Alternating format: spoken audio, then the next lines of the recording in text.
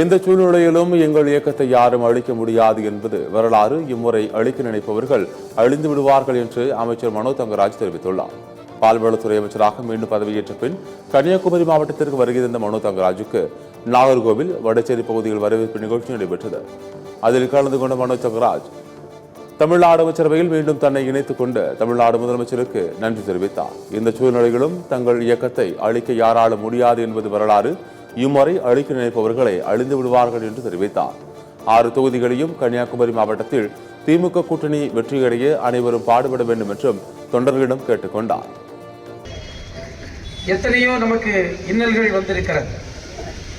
இன்றைக்கு ஒன்றியத்தில் இருக்கக்கூடிய அரசு ஒரு வல்லூர் போன்று நம்மை சுற்றி வந்து கொண்டிருக்கிறது.